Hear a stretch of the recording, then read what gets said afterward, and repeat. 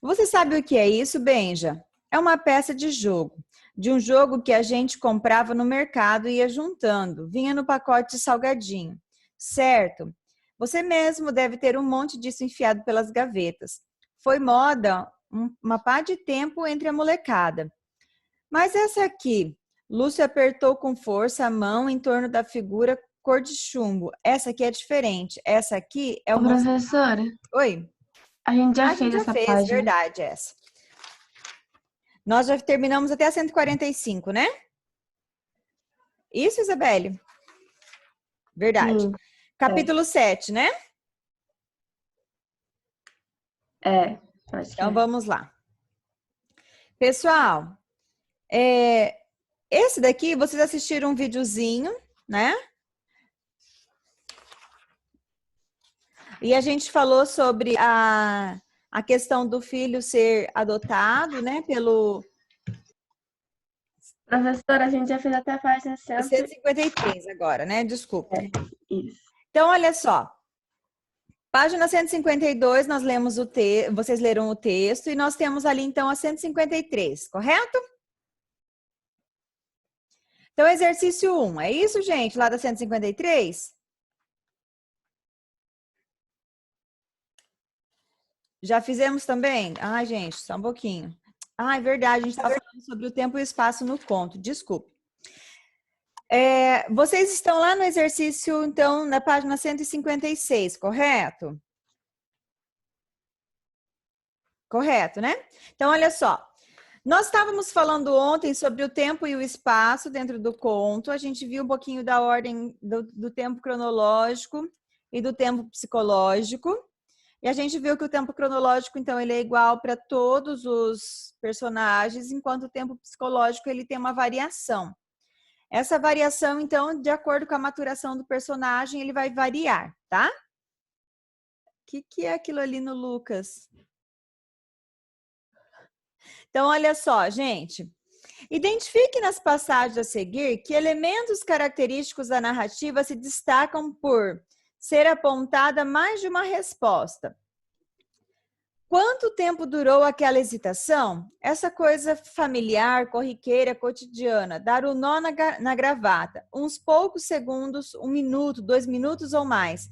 O tempo da ansiedade, não o do relógio. De que tempo nós estamos falando, gente?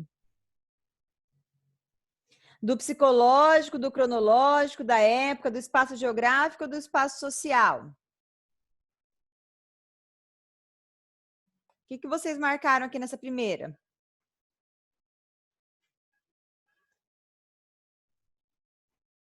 Gente,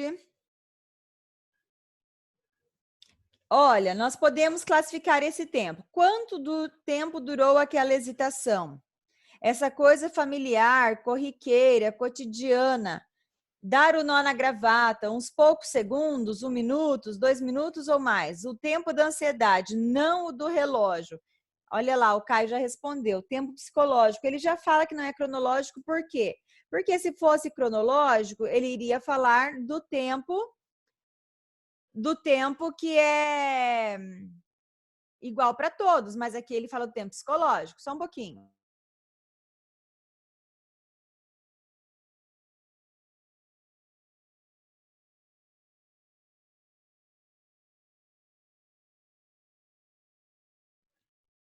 Pessoal, agora outra. Então, ali, ó, coloquem lá a letra B nesse espaçozinho. O Caio já colocou. O nosso primeiro Natal de família, depois da morte do meu pai, acontecido 5 meses antes, foi de consequências decisivas para a felicidade familiar. Que tempo é esse? Está falando do primeiro Natal em família. Ele é um tempo igual para todos. Que tempo é esse? Que tempo é esse, gente? Cronológico, isso aí. Coloquem lá, letra A. Depois, na planície avermelhada, os juazeiros alargavam duas manchas verdes. Os felizes tinham caminhado o dia inteiro, estavam cansados e famintos. Ordinariamente andava pouco, mas como haviam repousado bastante na areia do rio seco, a viagem progredira bem em 3 léguas. Fazia horas que procuravam uma sombra. A folhagem dos jazeiros apareceu longe através de galhos pelados da caatinga rala. Aqui nós não estamos falando de tempo, aqui nós estamos falando de espaço geográfico. Então, o espaço geográfico é quando nós temos uma mesma cena, o mesmo ambiente para todos, tá? Então, o espaço geográfico aqui é a letra D. Coloquem lá, letra D.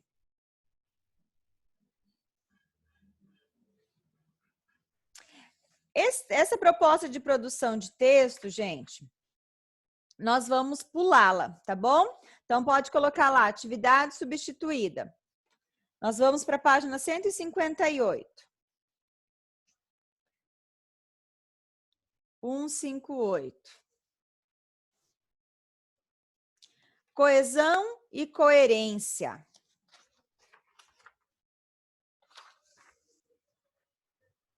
Coesão e coerência. O que você faria se eu derrubasse tudo isso? Provavelmente nada no momento. Mas após alguns anos, depois que você casasse, seu marido me pedisse para ser avalista de uma nova casa para vocês dois, eu recusaria. Irmãos mais novos aprendem a pensar rápido. Bárbara, 4? Ah, é verdade, desculpa, gente, pulei a 4. Nós somos um temível pistoleiro, estamos num bar de uma pequena cidade no Texas. Aqui nós estamos falando da época, né? E também do espaço geográfico. Desculpa, ainda bem que a Bárbara estava atenta. Voltando então à tirinha, nós temos ali o Linus e a Lucy, né? Que são personagens lá das tirinhas do Snoopy. Então, ao questionar o seu irmão, Linus, Lucy é surpreendida pela resposta dada por ele. Qual reação Lucy esperava que o irmão tivesse? Bianca, o Derek não aparece aqui para eu aceitar. Ele está falando, fala para ele tentar novamente. Ele não está aparecendo aqui na lista. Gente, então olha só. Ali, quando a Lucy provoca o irmão, o que ele espera, né? O que ela espera a resposta? O irmão tá lá construindo um castelinho. E se eu chegasse aqui e destruísse tudo isso? O que ela espera como resposta?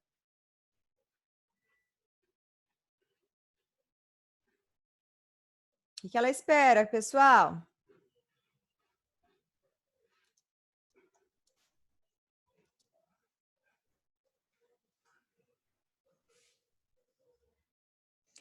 O que ela espera? Que ela ficaria isso, que ele ficaria irritado, que ele fosse ficar nervoso, que fosse brigar com ela, né? Isso aí. Chamar a mãe, pode complementar. Que ele fosse responder de forma agressiva, que ele fosse chorar. Escrevam aí. O que fez a resposta de Linus ser surpreendente?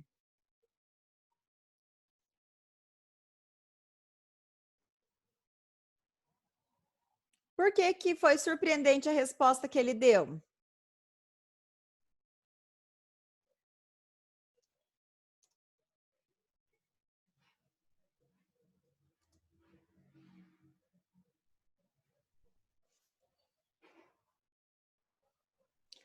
Ele é pequeno, muitas vezes os irmãos maiores enganam ou pensam mais que os menores.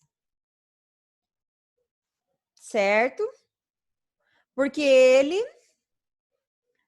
foi uma resposta inteligente para a idade dele, certo? O que mais?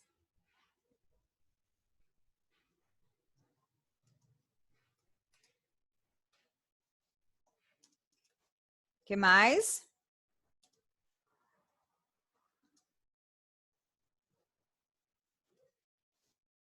Olha só. Primeira coisa que surpreendeu foi que ele não caiu na provocação da irmã, né? Não cair na provocação da irmã fez com que a irmã já se sentisse desarmada. E uma segunda coisa para a gente pensar é que ele deu uma resposta falando de futuro, né? Ela não esperava isso, ela estava pensando só naquele momento, uma provocação agora, de criança, briga de criança. Então, escrevam lá.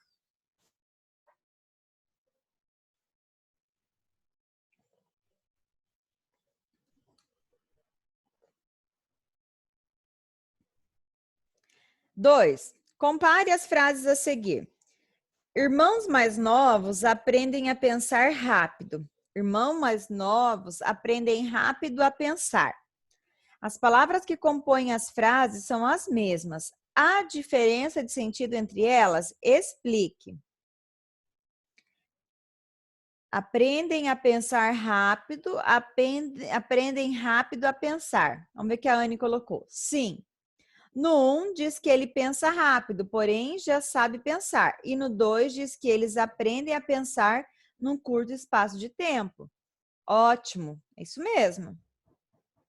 Não vou nem digitar, o que a Ana escreveu ali tá certinho.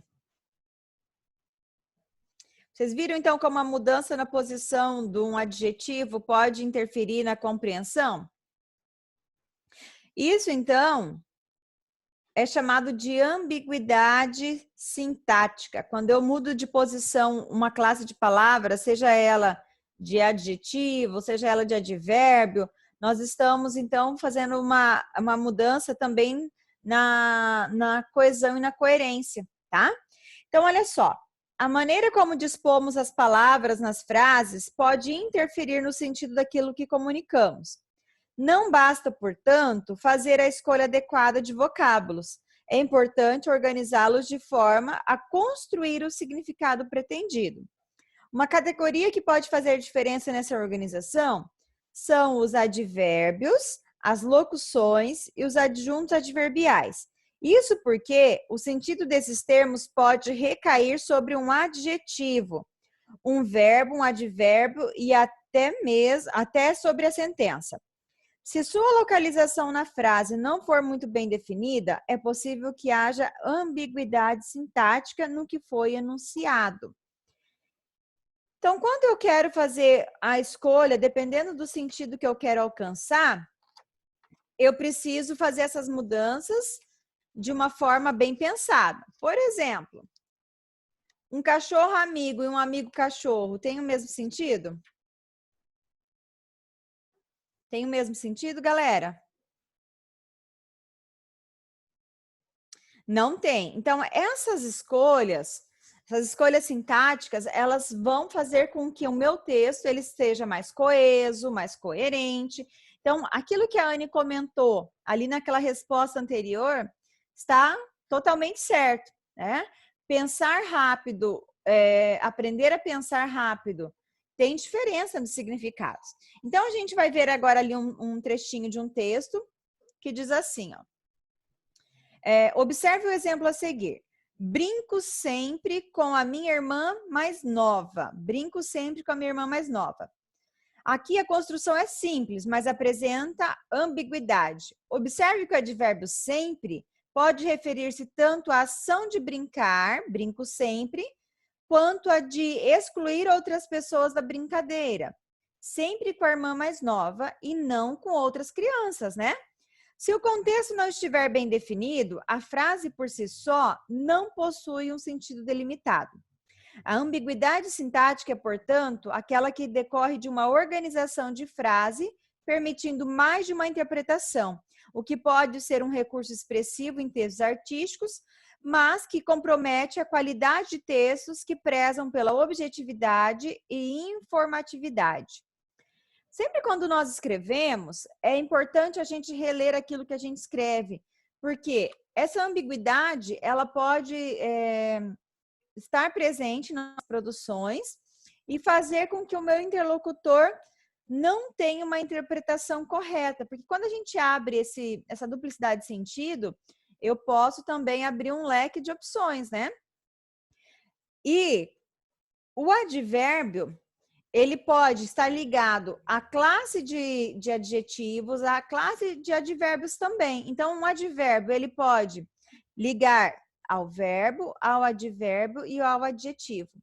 Então, nesse momento aqui, se eu não empregar o advérbio numa posição correta, a ambiguidade ela pode surgir, tá? Para isso, nós temos aqui a questão número 3. Assinale a frase em que o advérbio frequentemente gera ambiguidade. Vamos uma a uma, tá? Os alunos visitam frequentemente o centro de tratamento de água. Tem ambiguidade aqui? Sim ou não? Não. Crianças que comem frutas frequentemente são mais saudáveis. Sim ou não? Aqui tem. Por quê, gente? Ó, crianças que comem frutas frequentemente são mais saudáveis. Comem frequentemente ou frequentemente são mais saudáveis? Vocês viram que pode estar ligado às duas coisas? Então, assinala a letra B. Vamos à letra C. Frequentemente vou ao cinema com meus amigos de classe. Ambiguidade? Frequentemente vou ao cinema com os meus colegas de classe. Não tem ambiguidade. Chove frequentemente nesta região, principalmente no fim da tarde. Aqui tem ambiguidade, galera? Chove frequentemente nesta região, principalmente no fim da tarde. Também não. Frequentemente, ela era vista em seu uniforme de bailarina. Você notou aqui, Bárbara? Qual foi a ambiguidade que você notou? Mirela também pode falar. Usa o áudio, gente, para explicar o que vocês notaram aqui de ambiguidade. Ela pode ir visitar frequentemente ou usar o uniforme de bailarina frequentemente. Mas aqui é vista. Frequentemente, ela era vista em um uniforme de bailarina. Você acha que ela pode frequentemente ser vista de uniforme de bailarina, é isso? E qual é a outra interpretação?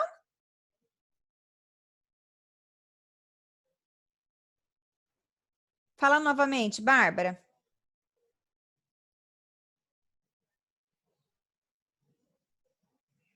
Bárbara, você pode explicar novamente?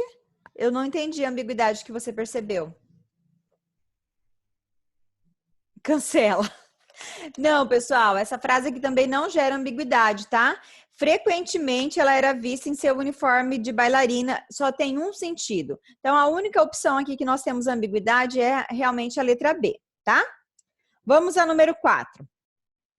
A frase a seguir apresenta uma ambiguidade. Vi minha irmã no parque com um binóculo. Pessoal, explique de quais maneiras essa frase pode ser interpretada. Se possível, use o áudio, gente. Vi minha irmã no parque com um binóculo. Quem poderia estar com binóculo? Podia ser ou o irmão ou a irmã. Isso. Ele viu ela com binóculo ou ela estava com binóculo quando ele viu. Isso, ela estava sendo vista através de um binóculo ou ela estava usando um binóculo, né? Isso mesmo. Então, vamos colocar aqui questão número 4. 4A. A gente pode interpretar quem estava com o binóculo, a irmã ou o enunciador. Vamos colocar enunciador, porque esse enunciador pode ser tanto homem, né, irmão ou irmã. Quem estava com binóculo? A irmã ou o enunciador? Muito bem. A letra B pede que a gente reescreva agora de uma maneira a acabar com essa ambiguidade. Agora a gente tem que usar essas duas interpretações, mas a gente vai reescrever de uma maneira que não fique essa ambiguidade.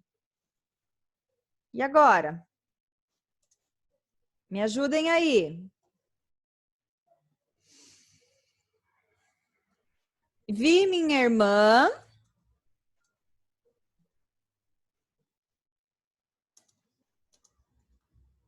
Me ajudem. Minha irmã no parque usando um binóculo. Certo. Vi minha irmã usando binóculo no parque. Só inverti ali a ordem do lugar, tá, Vitória? Temos aí uma opção. Agora, e se a opção for do enunciador usando binóculo? Como que a gente vai colocar?